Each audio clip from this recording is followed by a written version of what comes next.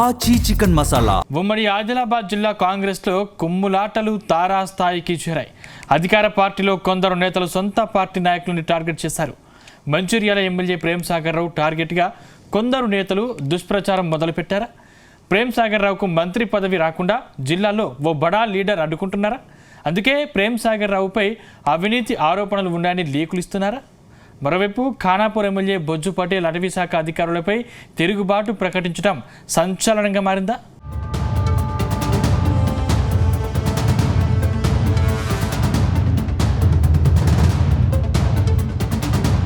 ఉమ్మడి ఆదిలాబాద్ జిల్లా కాంగ్రెస్ లో వర్కపోరు ముదురుతుంది. అధికార పార్టీకి చెందిన ఎమ్మెల్యేలపై అవినీతి ఆరోపణలు సంచలనం రేపుతున్నాయి.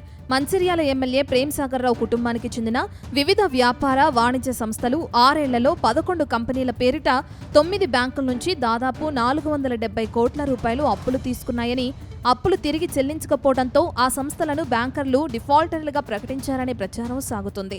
ఎన్సీఎల్టీలో కేసులు కూడా నడవడంతో 10 ఏళ్ల పాటు వారికి నోటీసులు కూడా జారీ చేశారని అంటున్నారు.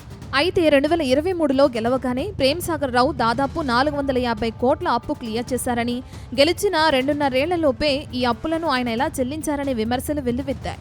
ఇందులో 120 కోట్లు ఒకేసారి చెల్లించి ఎన్ఓసీ పొందారని, ఎమ్మెల్యే కుటుంబానికి చెందిన ఓ ప్రైవేట్ హోటల్ పేరిట ఉన్న 87 కోట్ల రూపాయల అప్పును కూడా క్లియర్ చేశారని ఆరోపిస్తున్నారు. అయితే ప్రేమ్ సాగర్ రావు బ్యాంకుల రుణ బకాయిలు చెల్లింపుపై సందేహాల నేపథ్యంలో ఆయన సంస్థలపై ఈడీ, సిబిఐలకు ఫిర్యాదు చేస్తామని బీజేపీ నేత వెరబెల్లి రఘునాథరావు ప్రకటించడం మరింత దుమారం రేపుతుంది.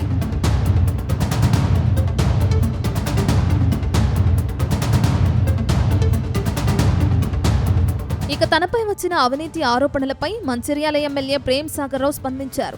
మంత్రి పదవి రేసులో ఉన్నానని, నాపై రాజకీయ కుట్రతో ప్రత్యర్థి పార్టీలతో పాటు జిల్లాకు చెందిన సొంత పార్టీ వారు సైతం అవినీతి ఆరోపణలతో దుష్ప్రచారం చేస్తున్నారని ఆయన స్పష్టం చేశారు. నేను ఎలాంటి అక్రమాలకు పాల్పడలేదు అని, నాపై తప్పుడు ప్రచారం చేస్తున్న వారిని వదిలిపెట్టబోను అని, వారిపై పరువు నష్టం దావా వేస్తాను అని, త్వరలో అన్ని కుట్రలు బయటకొస్తాయని ప్రేమ్ సాగర్ రావు హెచ్చరించారు. అటు తనపై ఆరోపణలు చేస్తున్న వారు చర్చలకు రావాలని సవాల్ విసిరారు. గతంలో కాంగ్రెస్ కోసం పోరాటం చేశానని గుర్తు చేస్తున్నారు. అంతకుముందు రాష్ట్రంలో కాంగ్రెస్ అధికారంలో ఉన్నప్పుడు కూడా నేను అధికార దుర్వినియోగం చేయలేదని ప్రేమ్ సాగర్ రావు చెప్పుకొచ్చారు. రాష్ట్ర వ్యాప్తంగా సొంత నిధులతో నేను 15 స్కూల్స్ కట్టించానన్న ప్రేమ్ సాగర్ రావు తనపై సొంత పార్టీకి చెందిన ఓ బడా లీడర్ ఉన్నారని చెప్పడం సంచలనంగా మారింది. ప్రేమ్ సాగర్ పై అవినీతి ఆరోపణలు చేస్తున్న ఆ బడా లీడర్ ఎవరు? ఆయనకు మంత్రి పదవి రాకుండా ఎందుకు అడ్డుకుంటున్నారని ప్రజలు చర్చించుకుంటున్నారు. 10 కోట్లు ఉంటే 3.5 కోట్లు ట్యాక్స్ కట్టాల్సి, 3 కోట్ల 30 లక్షలు, ఇంకా 6 కోట్ల 70 లక్షలకి వెళ్ళి ఇద్దరు శరీరం సగం వాళ్ళకు మీ ద్వారా ఆఫరిస్తాను, రమ్మని చెప్పండి, తీసుకురమ్మని చెప్పండి, సిద్ధంగా ఉన్నా నేను. ఇక మిగిలింది దీని వెనుక ఎవరినో నాకు తెలుసు.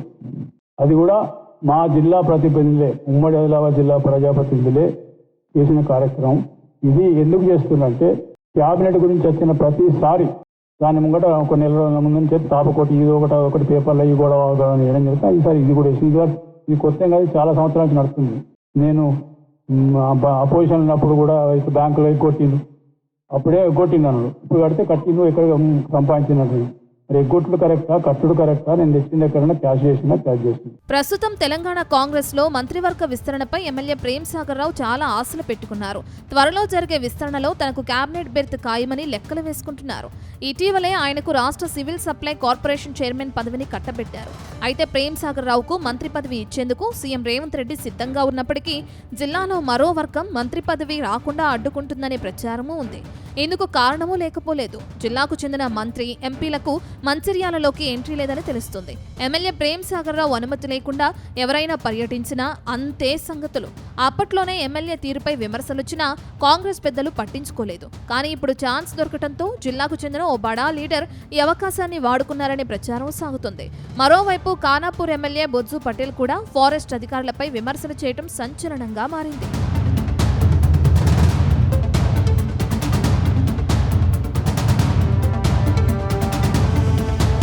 మరోవైపు కవ్వాల్ టైగర్ రిజర్వ్ అడవుల సంరక్షణ కోసం అమలు చేస్తున్న నిబంధనలు ఫారెస్ట్ ఆఫీసర్స్ కి ట్రైబల్ కి మధ్య వార్ పుట్టిస్తున్నాయి.